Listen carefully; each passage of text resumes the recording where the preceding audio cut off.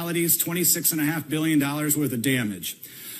It was a much smaller storm. You could fit 2 Andrews inside of Irma here.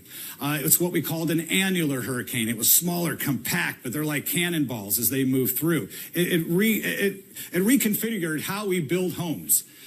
From no longer using staples on your shingles. You have to now use 4 nails. We have certain brackets that we put on our trusses on our roofs. So it changed building codes, not only in Florida, but the entire U.S. When you have a storm of this size and magnitude that continues to make its way over through the waters with very little interaction with land, the concern is we're going to have a major hurricane. In our roving vehicle out on Interstate 95, you can see how wide open the road is for the most part. Now, probably a lot of people wondering, why aren't there more people evacuating? When we drove in yesterday, we saw the traffic along these stretches of road rather packed, and I think the roads get much more congested once you get into the northern parts of the state around Orlando and obviously north of Orlando as well. You have to remember, here in southern Florida, there aren't that many northern routes to take, northbound routes to take to get out of the hurricane zone down here. So that is something people need to take into consideration, that these are there's only a handful of ways to get out of these areas, the roads that take you north, compounded by the fact that the hurricane is going to be shooting straight up, south to north, through this very corridor here. So that is why the urgency to evacuate is on really now. And if this is any indication, you kind of look around here on the roads here this morning, John, and you see how wide open the traffic is here on Interstate 95. That's good news. If people want to make pretty good time and still want to evacuate, this is what they're going to be seeing here along Interstate 95 this morning. But it's also kind of a sign that either a lot of people started taking advantage of this and left yesterday, or that there's still a good number of people, and I've seen a good number of people still who have decided to ride the storm out in Miami proper itself. So this is the scene we're seeing here along this morning. One other interesting note to pass along here, toll road charges here in the state of Florida have been suspended. Obviously very costly to drive north. Those toll road charges have been suspended. John? All right, Ed Lavandera, if we can keep this picture up for a moment. As Ed's saying, maybe this does mean most people have left. Let's hope that it means that a lot of people have left. But as Ed knows, and I've recognized here too over the last night and this morning, there still are a lot of people here. But look, the roads, there's plenty of room. There is plenty of room, and there is still time, not much time, but if you leave now, you can get where you need to go to evacuate. And as you can see, I hope people are watching right now that there is not bad traffic. Now is a great time to get to safety. Ed Lavandera, thank you so much for showing us that picture. A very important thing to see right now. Poppy? All right, we do have some breaking news out of Washington.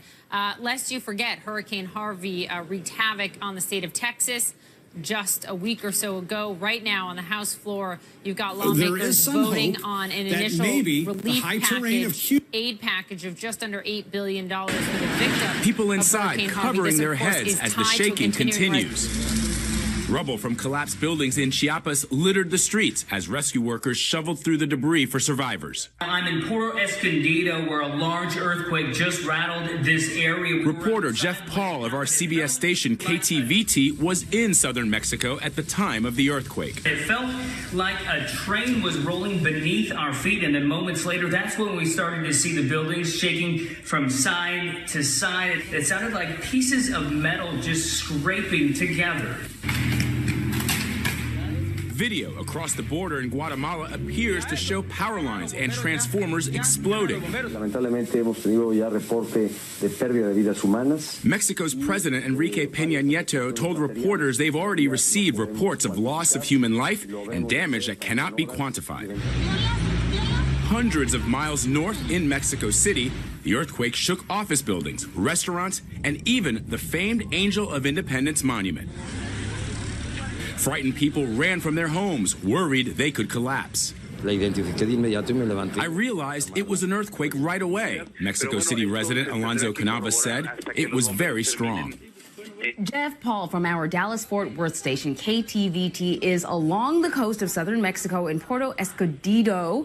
He joins me on the phone.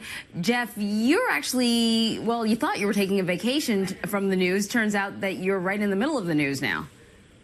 Yeah, absolutely. We were outside trying to eat some ceviche from some tuna we had just caught. And it just all of a sudden it felt like a kind of like a rock concert was going on below your feet under the ground, and or like a train was rolling by.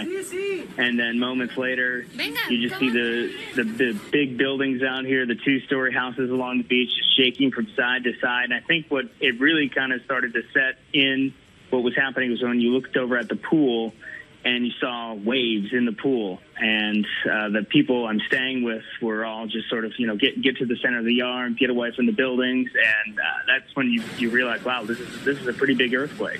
Yeah, we showed a little bit of the video that you shot in the backyard showing the pool sort of rippling. Now we're showing some other video where you can see lights shaking back and forth, highway lights. It looks like it's pretty intense. Were you able to get out and about in the neighborhood and see what things were looking like? Yeah, I took a short walk around. There aren't too many streetlights out here in the area I'm at. It's a kind of a sleepy beach town known for surfers and fishing, and not a lot of light. But from what I can tell, this neighborhood in this area, at least where I'm at, very fortunate compared to some of the other people and the other images we're seeing coming out of Mexico, hearing of some deaths, some damage to buildings. It doesn't look like, again, it's dark, but it seems like we're in pretty good shape other than just being a little nervous and shooken up from what could happen next. I think a lot of people right now are looking towards the coast, just wondering if, in fact, they'll get some sort of tsunami or large wave that could do some damage to some of the lower-lying areas. And what are you hearing from authorities on TV, radio? What are you guys supposed to be doing now? Well, I think some people, closer to the epicenter, were told, and again, my Spanish is developing, but right. From what I'm reading from some of the Twitter accounts, they're telling some people to get out of the lower-lying areas. Where I'm at, fortunately, again, I feel so fortunate to be where I'm at. We're extremely high, one of the highest points along this area of the coast. So the people I'm staying with, they know this area. They grew up here. They're not leaving. They're here. They're sleeping inside right now. So I'm not going anywhere. I am looking straight out at the ocean. And what I will tell you is really creepy is to see the amount of boats out on the water. I can count probably 4 or 5 of them from where I'm staying, just the lights out there. And that's what I'm told. They're boats out there fishing when they normally would, and it looks like they're just staying out there right now. Well, that's interesting. Clearly the people that live there feel like they've lived through something like this before. Have you lived through something like this before? No, I've never been through anything like this before. I'm from Arizona. Nothing happens there except for some wind and some extreme heat. And in the areas I've lived, I've been through hurricanes, tornadoes, other things. I've never been through an earthquake this strong. In Texas, in the area that we're at, North Texas, we've had some 3.1, 3.8, but nothing this size, 8+. It's hard to explain unless you've been through it. But I think even after the earthquake stopped, I think we all were kind of nervous looking at each other and saying, was that one? Was that another one? Are we just still kind of shaking out? Or if you've ever been in the ocean and you're in the waves, and when you're done, you get back on flat land, you still kind of feel like you're in the wave. That's kind of how it felt. Yeah, I've spoken to people who have lived through earthquakes, and they talk about how unnerving it is to suddenly realize that the ground beneath your feet is something you can't trust. Right. Yeah, and that's how it felt. It felt I didn't know what it was going to do next. They try to you see it in the movies and you think this is how you handle it, but as it's happening, it's kind of surreal. It's at first you're just like, wow, this is amazing, and then next you're like, whoa, this could get really bad, and it sounds, sadly, it has gotten pretty bad in some areas of Mexico. Well, you're in Puerto Escondido. As I understand it, as far away as Mexico City, they have felt it. I also understand that authorities are warning people to be aware of the tremors. You say the people in the house where you are at, which is an Airbnb, I think, they're inside the house, so they obviously feel like they're safe at this point and the house is structurally sound. Jeff Paul, you please stay safe for us, and I hope you are able to enjoy some portion of your vacation. All right. Well, have a great morning. Thank you. Thanks a lot. Here's the thing about Jeff. His vacation was actually planned for Puerto Rico. He chose to avoid Puerto Rico because he wanted to avoid a natural disaster. Wow. Yeah. Unbelievable. Yeah. Well, coming up on CBSN, more of Charlie Rose's interview with Steve Bannon, President Trump's former chief strategist, recounts how Chris Christie wound up in his Cuba that has these mountains up to 6,000 feet. Couldn't even break it down. You've got to consider, though, the eye is this engine, the water is the fuel, and you need to cut off the fuel line. The only way to really do that is to get the center over land. Sometimes you can have some weakening by the outer bands just making its way across Cuba, or some of that dry air getting pulled into the system. But now we find ourselves, not just with the Bahamas, in red. Here is your warning. Now, it'll be interesting to see if they fill this entire area of pink in, but most likely what I've noticed here from Jupiter Inlet northward, we're now seeing pink. So they're starting to increase the watch area. Over time, as the storm system approaches, we'll find most likely Key West. They may leave this pink as just a watch. It really depends on where landfall is. I mean, they're not looking at the major storm surge once it makes landfall, although they will have winds coming in around the north, so they'll have a little bit of a storm surge even from the north. So it'd be interesting to see what pink turns red in the next couple of days, and then how much farther to the north you're going to start to see the pink. Those are the watches. And then eventually over time, those watches will become red and become warnings. And we'll see this continue through the Carolina coast. We'll just have to, it depends on the path. So this is significant tonight. This says this is going to happen. We just don't know by mile exactly where landfall will be. We could see a few more fluctuations as we've talked about in these models. I mean, if you have yesterday a shift 60 to 70 miles, and then you have another 20 to 25 mile shift backward today, who's to say it couldn't shift again tomorrow? But the window of opportunity is closing in on anything significant to change the scenario. So that's the major impact. Tom Sater, I need you to stand by, and you may have to jump in with this next interview because, I mean, this entirely changes things. Again, there is a hurricane warning being issued now for southern Florida. Can you walk the mayor and our viewers through the timing of this thing? Well, let's go back to the two models then. Let's look at the European and the U.S. because really I think this is one of the big reasons why we're seeing this watch become a warning. They've been incredible as far as getting on the same page. Last Thursday, we showed these two models, and there was a 1,200-mile separation. The U.S. was all the way up in the northeast off the coast of New Jersey, but the European is exactly where it is right now. So as we walk through this is Saturday, 6 in the morning.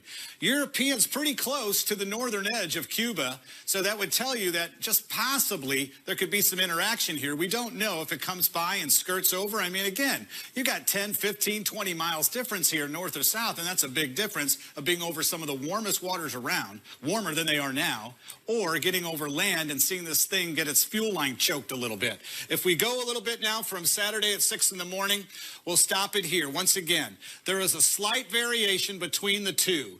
This is the European, this is the American, but they're pretty close together.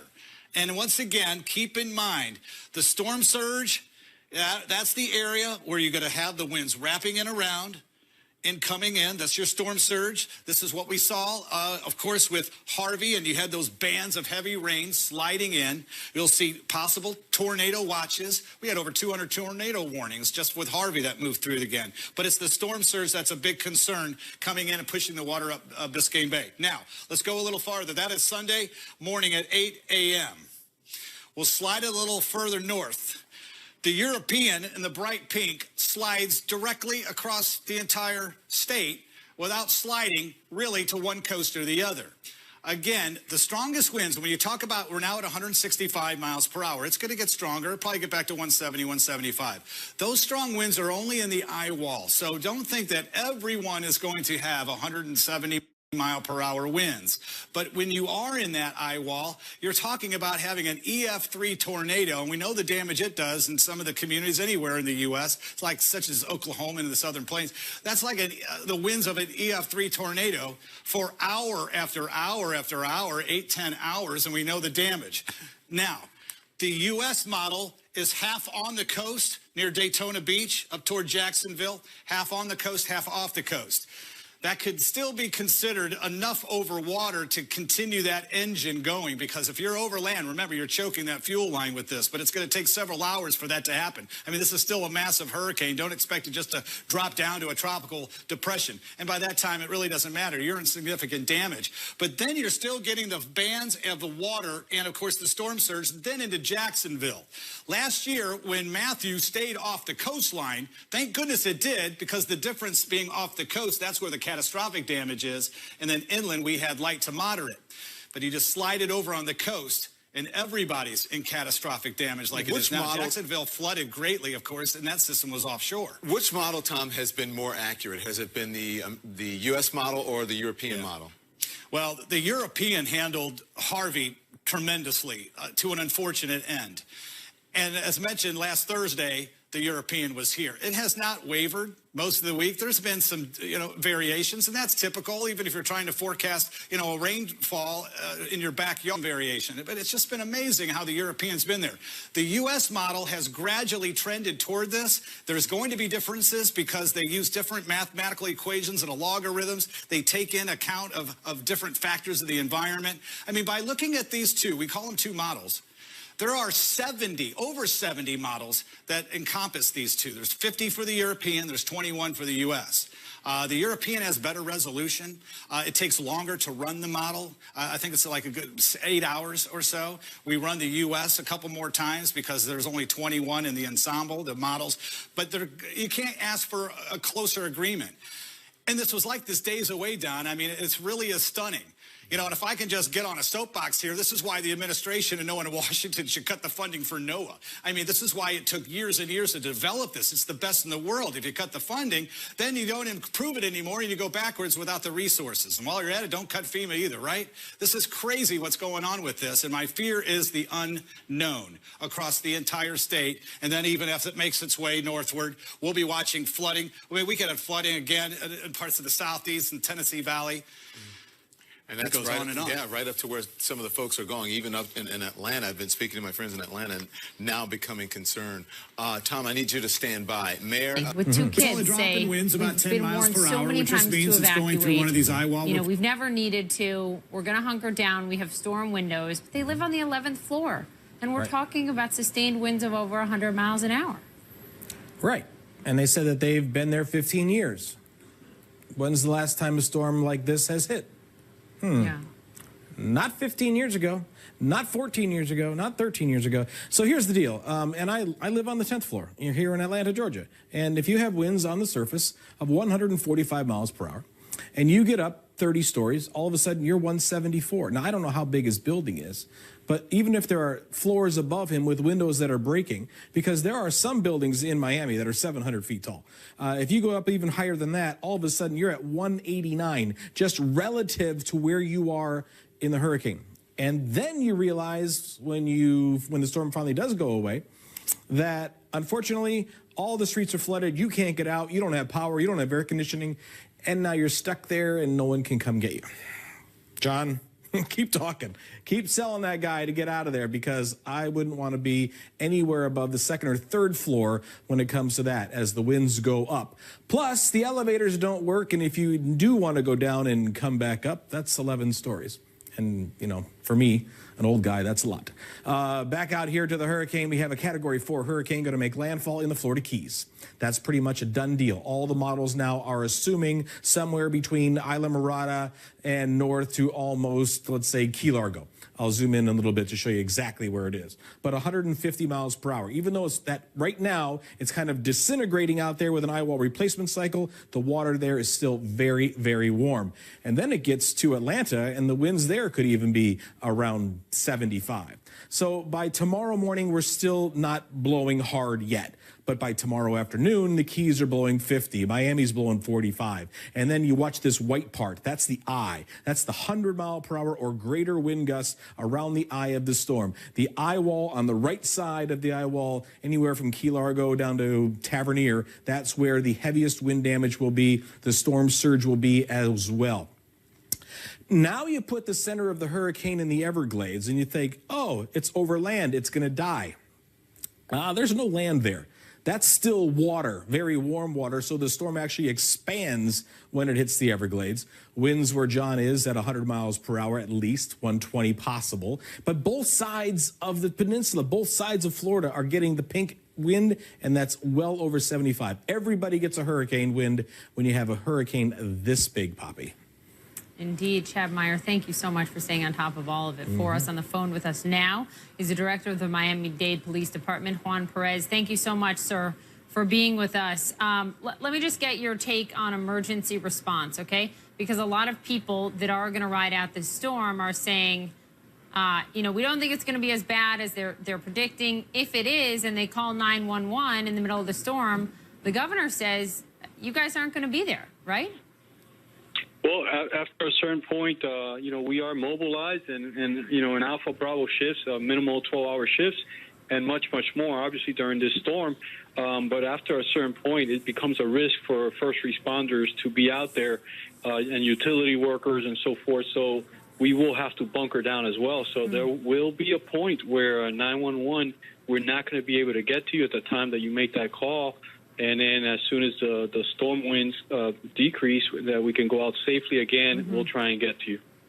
So we just heard from a father who spoke to John down there in Miami with his 4-year-old son. He also has a 1-year-old daughter. He and his family live on an apartment building, on the 11th floor, and they're going to stay. They are not heeding the warning of these mandatory evacuations. What's your message to families like that? That's unfortunate. You know, I not only lived through Andrew, I worked it, and I saw the catastrophe that occurred firsthand.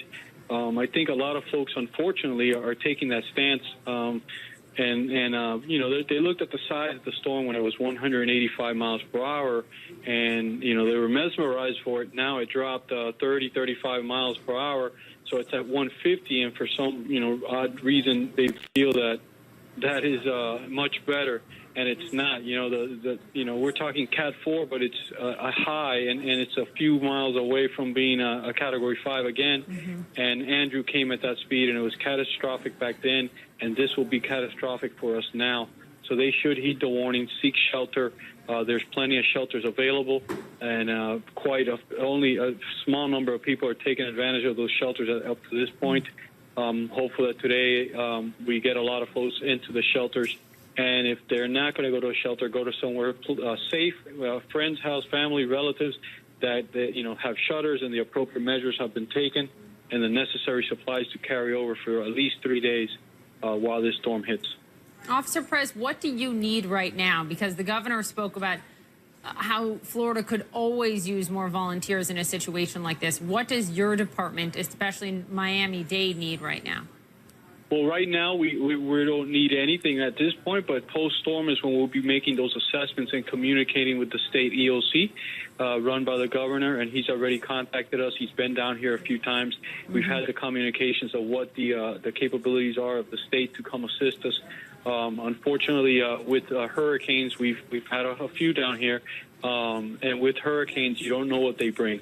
So we're prepared, right, and we're ready. And that's what everybody asks, if we're ready or we're prepared, but prepared for what we don't know. So we're ready to deal with the unexpected. So we expect the unexpected. We don't know if this is going to be, once it hits, if it becomes a surge situation only, or if it's a combination of a lot of rain, a lot of wind, and, you know, a lot of structural damage. So it's a wait-and-see game, unfortunately. That's the buildup of the anxiety, because once we shelter up as law enforcement and our firefighters shelter up, we don't know what's going to be outside when we open those doors and we hit the streets again, and what the catastrophe is going to be before us. So once we make the initial assessment early on after the storm, then we'll be able to make those requests, whether it's going to be volunteers, more law enforcement, more firefighters, or utility trucks. Expect the unexpected. Well put, joining us, and good luck. Leave now. Of course, leave now while you have a chance, because when you call 911, you will not get an answer. That is one official's warning to the people of South Florida. You just heard it reiterated by the director of the Miami-Dade Police Department there. We will speak with the mayor of Miami Beach about how the city is preparing next.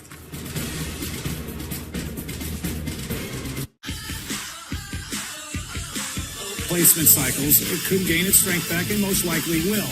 It's still a Category 5 storm, and it's making its way in the track that's been projected the last several days. The interesting thing to note here is what we were talking about earlier, that the hurricane watch has been now lifted to a warning, which means this is imminent. Interesting, Don, it took a while for the computer really to gather the information. We were looking at, I was wondering why Key West was still pink under a hurricane watch. Well, it is now red, so it's an all warning all the way up to around Delray Beach. And then what has been, of course, added in pink, the hurricane watch, which now slides across from Fort Pierce over towards Sarasota, Bradenton, just around Anna Maria Island and southward. So again, it makes sense. It's a little earlier than we expected, but let's get the word out. If you get away from the coastlines, you get inside, you're going to be able to ride the system out. We just want everyone safe, of course, to get away from that storm surge, get in a sturdy building, and call authorities if you need to be moved. They will help you. We've got 2 days before this makes landfall, Don. Tom Sater, thank you very much. 5, that's the highest on our scale, and we expect that there'll be little change in strength as the hurricane moves towards Florida and then takes a turn right as about the time it gets to Florida and moves potentially right up the peninsula. At this point, we're looking for it to be still at Category 4, potentially even Category 5, which means it's a potentially catastrophic hurricane. Unfortunately, that's the reality of it tonight. Mr. Rappaport, everyone has been surprised, or many of the meteorologists that have been and forecasters, that Irma has been able to sustain her strength that long. How is that happening? What's going on? Well, for one, this is right at the peak of hurricane season, and the reason for that is, in part, it's right at the time when the waters are the warmest, and that provides the fuel, the moisture, the heat that the hurricane needs to progress. It's also true that in this particular case, we have very little wind shear. That's a change in the wind speed or direction as you go up in the atmosphere, which tends to tear storms apart or prevent them from strengthening. And what we see here is a very round-looking cloud shield, and that's an indication that we don't have much shear. If there was, part of this would be pushed off the side, and the center of the hurricane would not be in the middle of the picture. So the combination of both the atmospheric and oceanic conditions has led to this very intense hurricane now approaching Florida. It looks like, Mr. Rappaport, that regardless of if you look at the U.S. model, the European model, or whatever, it's going to be, Florida's going to take a big hit regardless of where this thing, which path it takes. That's right. Let's set aside the models for now. The official forecast from the National Weather Service has this forecast path. And while there could be a shift a little bit one way or the other, the chances of Florida not being hit by a severe hurricane are diminishing rather quickly. Yeah. And tell us about the storm surge. We had Craig Fugate on just a short time ago, and he said, listen, let's be honest, the biggest thing that happens, most people die from drowning. And so the storm surge and flooding, that's a big concern. Talk to us about that. That's right. Historically, most of the lives lost, almost half of the lives lost in hurricanes are due to the storm surge hazard. And in this case, we have a storm surge warning now in effect for the southern Florida Peninsula and the Florida Keys. This is the first year the National Weather Service has issued such a warning, and that means that there is an increasing chance for life-threatening storm surge. In this case, we're talking about 5 to 10 foot rise above ground level at the coast, spreading inland until it reaches that particular elevation over land. And then on top of that, at the coast, will be damaging waves pushing inland as well. Well, I think that, and when you look at the storm heading towards, I mean, it's bigger, obviously bigger than the state of Florida. And even if it goes up the coast, the entire state of Florida will be affected by this and beyond Florida.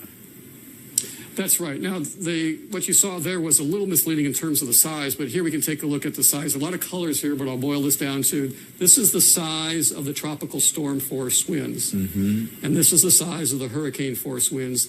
They extend out about 70 miles. So from one side to the other, that's almost 150 miles worth of hurricane force winds. And we expect that pattern to gradually move its way up towards Florida. So even if it doesn't come right over Florida, by the size of this, we're going to have a long period of tropical storm force winds. We're hoping that doesn't happen here, but we must be prepared. Maybe a day or so. So he should be getting off the island and going to the mainland to our shelters. And if you have a pet, we have shelters that allow you to keep your pet. So there's no reason to stay. We don't want heroes. We want safe people. And again, right now, we were taking a look at the roads. The roads were pretty clear. There still is time today. If you're watching, there still is time to get out today.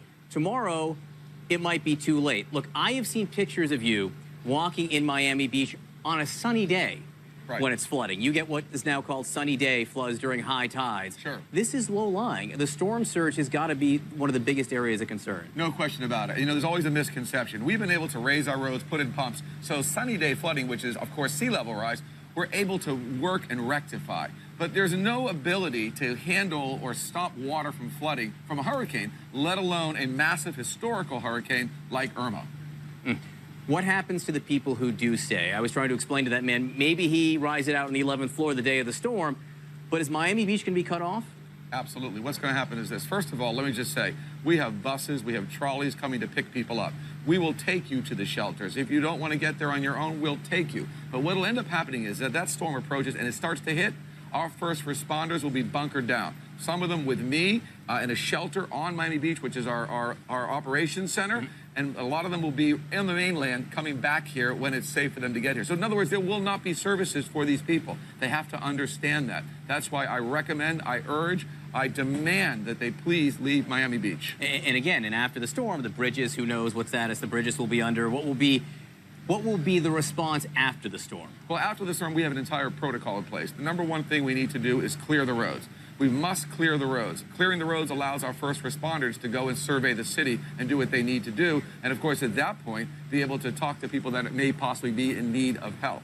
And then from there, we make an assessment. And of course, when it's safe, we start allowing residents to come back in as well as vendors and contractors. But that is all after the storm. During the storm, there's really nothing you can do. Absolutely not. And the message is, get out. Get out now. Mayor Philip Levine, it's great to have you here with us. Thank you, I hope people hear this message. You've been on CNN a lot late, but the reason is we want you to get that message out. We want to keep you alive and keep you safe. Thank you, Mayor. Really appreciate it. Thank you.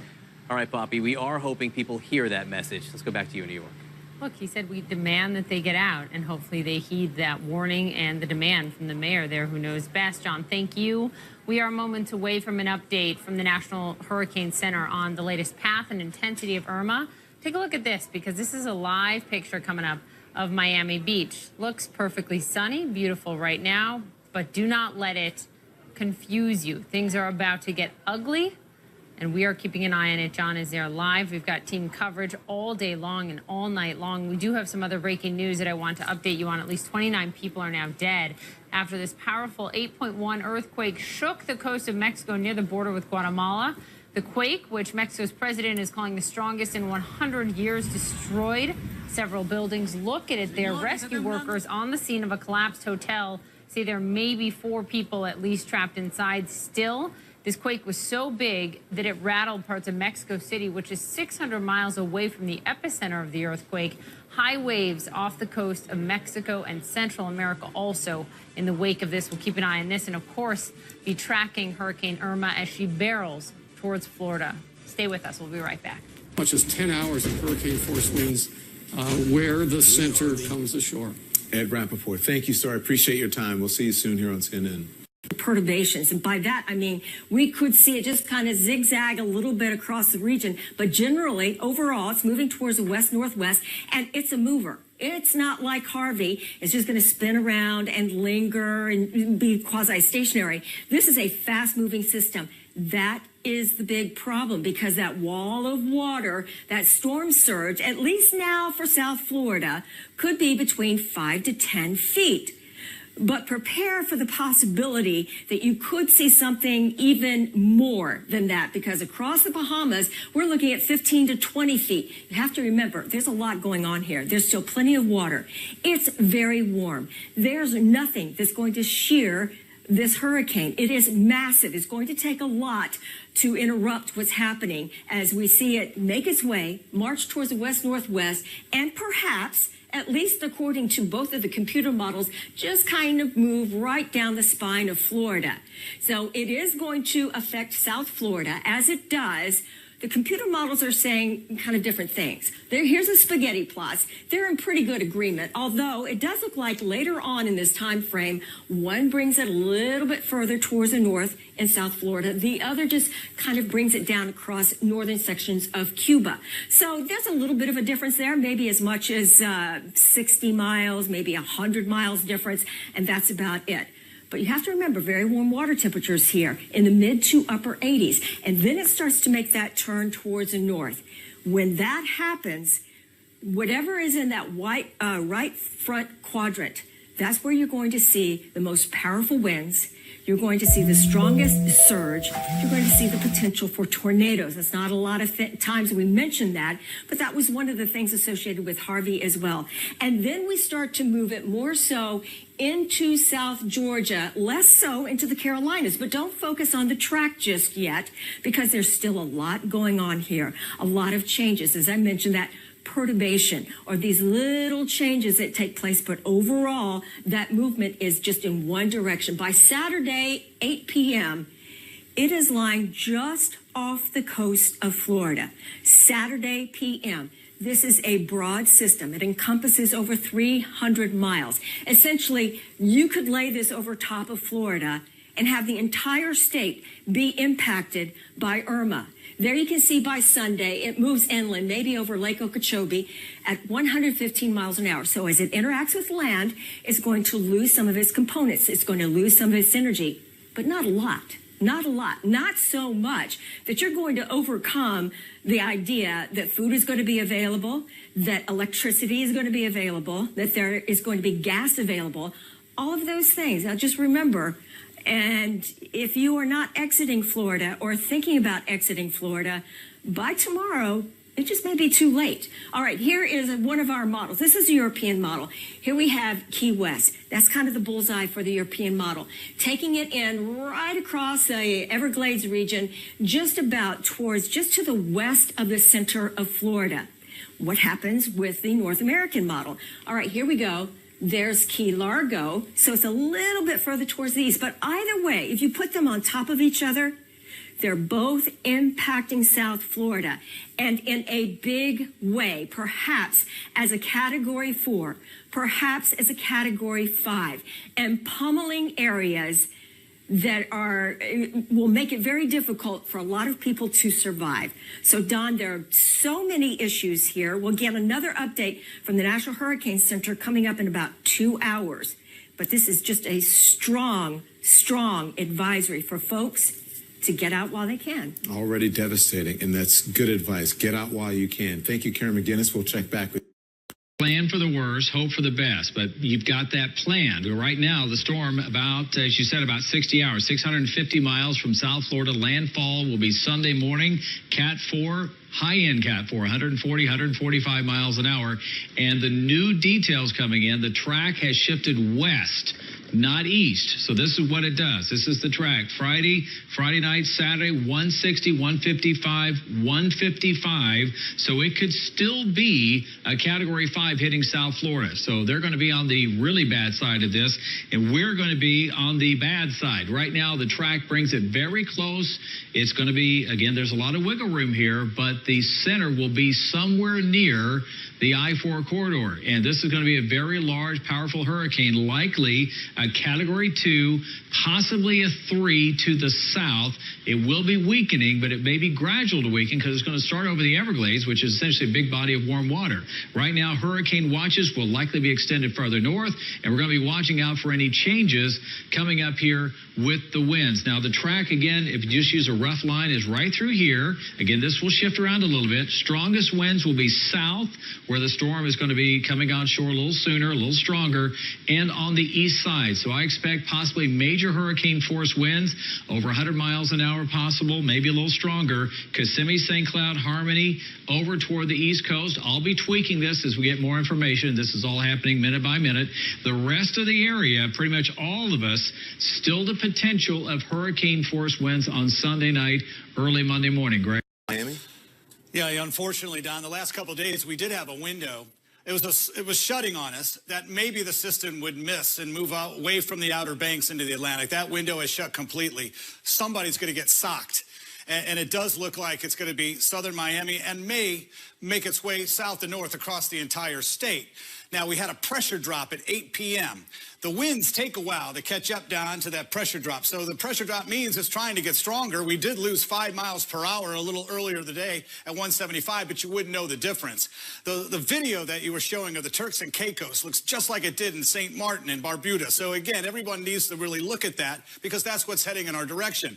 The warnings issued, of course, for the Bahama Islands, but this is brand new. So anyone who's just joining Don on his broadcast tonight, you've got to know about this. This is a big, big deal. The National Hurricane Center does not just throw up some kind of hurricane watch anywhere. They do it out of close analysis and discussion over where areas should be evacuated. This is going to cost millions of dollars to put a hurricane watch into Florida because you've got to get the federal, state, and local authorities to get evacuations out. You've got to get equipment and resources and aid in place. Businesses are shutting down. This watch will become a warning when the storm starts to approach. And then other watches will be issued, and on both coasts, all the way up to the Carolinas as well. This shows you where the tropical storm force winds will be in the area shaded, so you do not want to leave Florida on Saturday. Many are probably making up their mind late. You know what? I'd better get out. If you get locked down on the interstates, you're in tropical storm force winds. That enough could down power lines and throw some debris and branches around. So get out a little bit sooner. Don, this system has been shifting now. Yesterday it shifted to the east. Today the models are shifting back westward, and that is not good news for the Keys in Miami, for Monroe County, Miami-Dade, and everyone from Orlando northward. All right. Well, waiting for an update from the National Hurricane Center, Don, at 11 p.m. Now, the pressure did drop at 8 p.m., which means it's trying to get a little stronger. We'll see if the winds kick up a bit and catch up to that pressure drop. But as you look closely, what we're seeing right now is tremendous rainfall in Haiti, parts of Hispaniola and Dominican Republic on that southern edge. We went about 24 hours without a landfall, which is good news. We don't want to see more destruction, but that's just because this eye now is over water, and that's just jet fuel. So this thing continues to churn. Incredible pace and strength. Now, the computer models continue to make that turn, and it's been telling us this all week long. It looks like on Saturday, spaghetti plots hang a little bit more on the coastline, but when you look at the National Hurricane Center, they like to split the difference, still play it safe, and it's understandable. We still have a little bit of cone of uncertainty. Can it go still off towards the west? It could, but the chances out of 100%, that maybe only be like 10 to 15. Better chance that it hangs out, of course, to the east, but then it slams right in, of course, into the Carolinas. So when we talk about this system, we're really talking about splitting hairs between the two models. And unfortunately, Don, they're both terrible scenarios as the systems move in by Sunday morning. And there they have it, the American and the European. So everyone from Key West, Miami, Hollywood, Boca Raton, Delray Beach, all the way up toward Daytona and the entire peninsula, most likely. They've been shifting east and west. We'll see what happens come 11 o'clock tonight. Yeah, we're just a couple minutes away from that for a new update. Thank you very much. I appreciate that, Tom Sater. We'll check back. Well, it took a few more minutes. Typically, the National Hurricane Center has been actually ahead of schedule getting us this information, but this is just in, and there's a lot to absorb here. So follow with me on this. Notice the winds. They're down to 165 miles per hour. However, it's still a Category 5, and we still have gusts to 200 miles per hour. What's happening to the eye right now, Don? It's going through one of these eye wall replacement cycles, which means the strongest winds in the eye start to fan out and create a secondary band behind it. It's like taking a top and spinning it on a table. It'll wobble after a while. It can't sustain this kind of strength. After a while, that secondary band starts to tighten up, and it gains its strength again. In this process, it weakens, and that's what's happening right now. But it's not going to weaken completely down to a Category 3 right away. When this happens, the hurricane winds start to fan out. So we're most likely going to have some wind damage now in parts of Dominican Republic, Hispaniola, and parts of Haiti. This is what has just changed. The National Hurricane Center has now increased the hurricane or changed the hurricane watch to a hurricane warning for South Florida, from Jupiter Inlet southward. We're going to find the colors start to fill in, which was a watch, and get to the warnings. Now, notice it's for all of South Miami, or South Florida, that is, all the way up northward past West Palm. Now, let's talk about what this means, because the winds are approaching and the models are still a little different. I'm going to show you the new track in a minute as well. This is one model. We call it the RPM, and it looks like it wants to slide it up toward the east coast of Florida. We can look at that and say, okay, it's still in the cone of uncertainty when it comes to the National Hurricane Center's track. This is what's a little different. We still have a Category 4 before landfall. Now, earlier, the track was more east and came out and slammed into the Carolinas, more like this. So we're starting to see more of a northern and then curvature off toward the northwest movement. What does that mean? Doesn't mean much for Florida right now, because you're still going to see the entire state most likely have a landfall. Now, keep in mind, we still have a cone of uncertainty here. Interesting to see it noted move across parts of Georgia in towards central Tennessee. As we move on now and get in a little bit closer, let me show you the difference of these two models we've been talking about and see if they've updated as well, because it takes a while for the models to all update. We've got the European model, and then on top of that is the U.S. model, Don. As we run this through, and what you're going to see here is maybe some slight differences. The dark green circle here, that's the European, and it's kind of hard to see the American. It's some wider circles here. They both take it in Sunday morning, southern coast of Florida, with the worst possible outcome is that north right quadrant. And of course, this is where the storm surge. This is where it all comes in. This is where the strongest winds are. Let's continue it northward now and move it through. And you're going to see both models are pretty much still completely over land.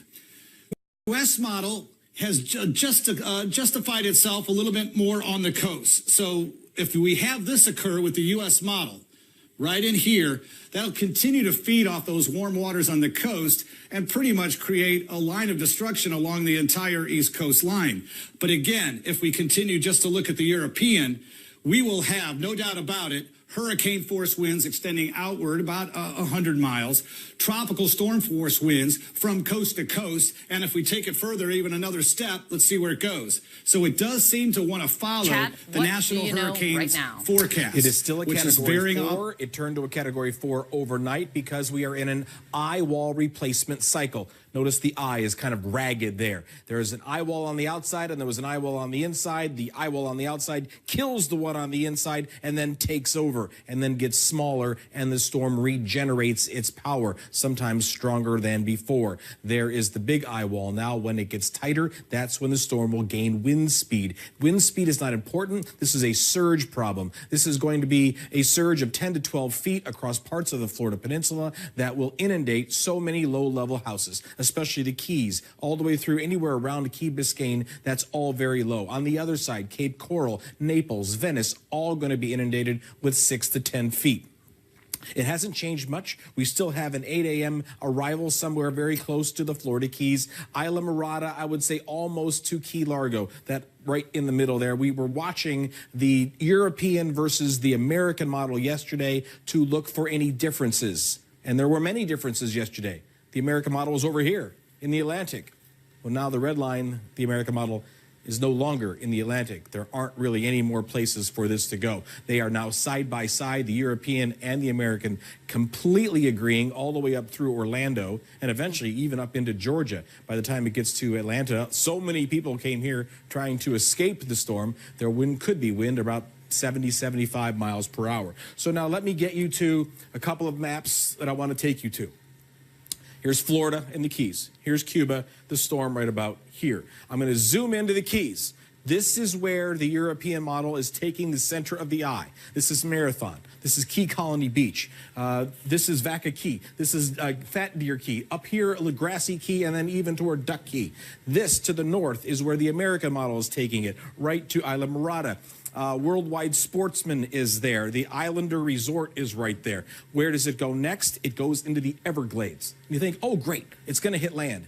No, there's no land in the Everglades. That's more hot water to keep the storm going. It's going to be affecting Bonita Springs, Naples, Cape Coral, Fort Myers, and then on up farther to the north on the way to Sebring and eventually to Orlando. And it still could be a Category 2 storm when it makes landfall or when it runs over Orlando, Cat 2, 110 miles per hour or so possible with wind gusts there. So Orlando, you are not in the clear just because you're in the center of the state, and it keeps going north from here. Kate? Starting to get a better picture and starting to make more sense why the FEMA administrator this morning said everyone from Alabama to North Carolina needs to have a preparation plan when you lay out how it's looking right now. So you talked about it being a Cat 4. Irma was a Cat 5, became a Cat 4 overnight. What does that mean for folks facing this storm, Sean? The irony is, Kate, that's okay. The irony is that the category is only associated with the little eye wall right there.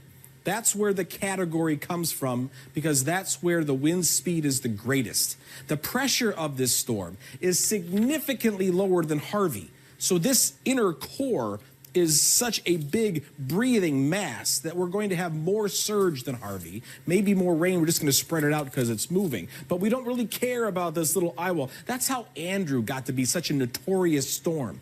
Andrew had a very small eye and ran right through Homestead, and that's why we didn't see much wind damage in Fort Lauderdale from Andrew. The wind damage was tremendous over Homestead, near the Air Force Base and all that, up toward Coral Gables, but farther away, 10, 20 miles, it was significantly less. So what we have here on this storm is to not lose your impression of where this storm is at 150 because it's still a breathing monster that will have a bubble of water, that will have a storm surge, and that will have wind damage all at one time.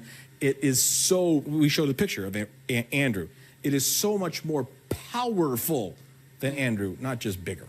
Yeah, I don't want to experience 150 just as I don't want to experience 185. There's no difference there. You're going to have to live through it. Great to see you, Chad. We're going to see you later in the hour for much more on this. I appreciate it. Let's head, though, right now to Palm Beach County, Florida, where evacuation orders are going into effect and shelters have started opening just within the past hour. CNN's Brian Todd is there. Brian, what are you seeing there?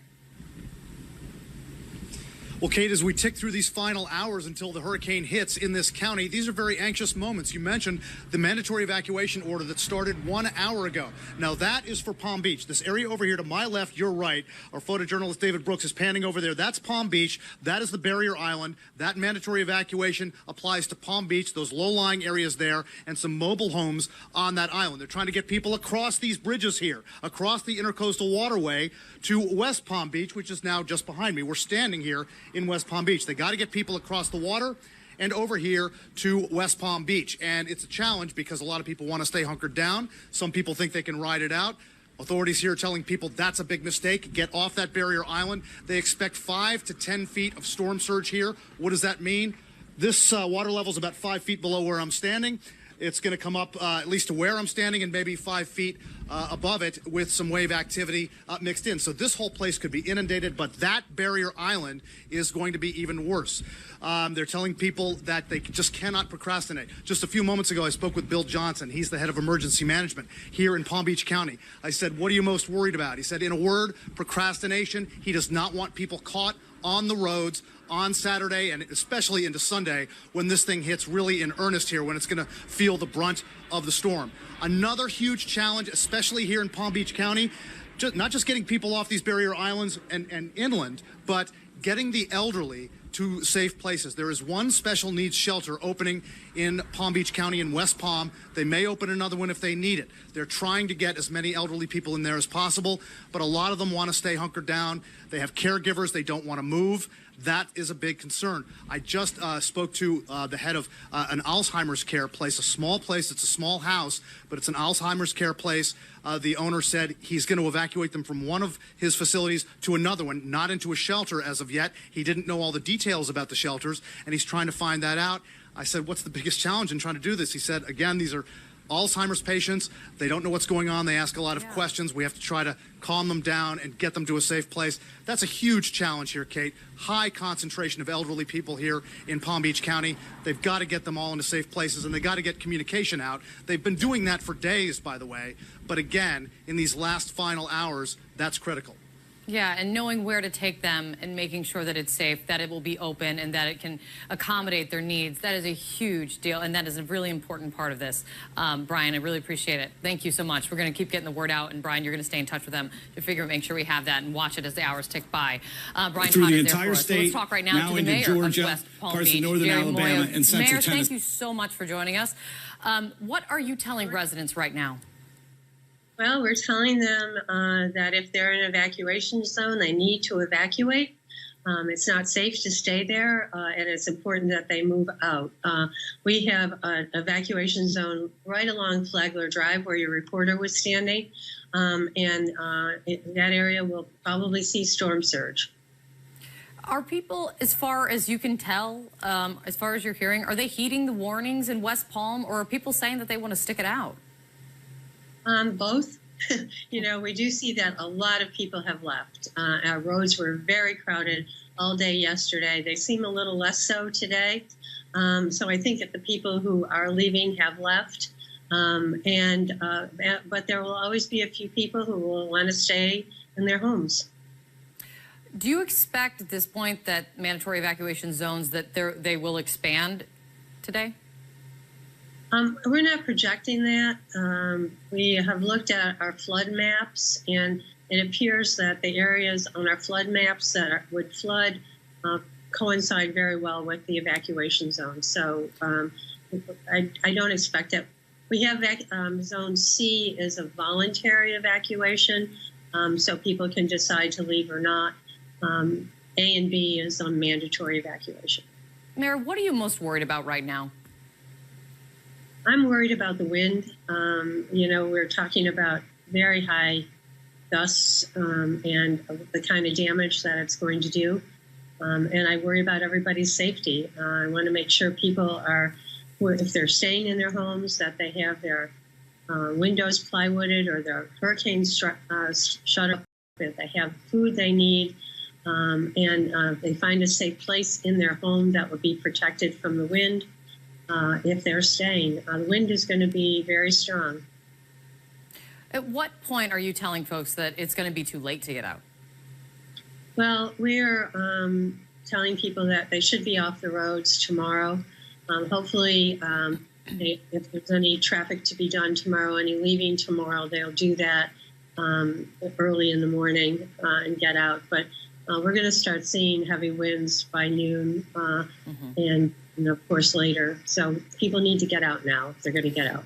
And the governor has been quite concerned about fuel, getting fuel to places, including, I'm sure, in West Palm. How big of a problem is it, is the gas shortage right now in West Palm for folks who do want to fill up and do want to get out? Well, there is gas now. Most of the gas stations are do have gas. We received our own delivery this morning without any problem, so that our vehicles will have gas. Right now, it seems to be okay. Right now, okay. Things are going to change and deteriorate very quickly as the hours tick by, as you mentioned. Mayor, I appreciate you coming on. Hope everyone is heeding your warnings, and we will stay with you, and we'll speak to you very soon. Thank you very much. Thank you for having us. Appreciate it. Right now, millions of people, they are evacuating, as I was just talking about with the mayor, trying to get out of the way of the storm. We're going to show you what they are encountering on the road. That's going to be coming up. Also, one of the biggest dangers for Florida from the hurricane, the mayor there is worried about the winds. They're also very concerned about the storm surge, what they're calling a deadly storm surge. We're going to take a look at the forecast and what that exactly means. That's coming up.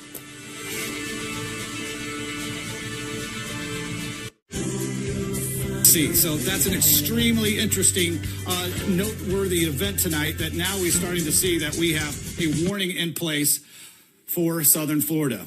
If we can break it down little by little, we can take each model. Last Thursday, the European model was still right here. It's amazing that for this long period of time, it's been consistent with the environment. Here again is the U.S. model. Yesterday, it was off the shoreline to the east. It was well off. And remember, if you recall, Don,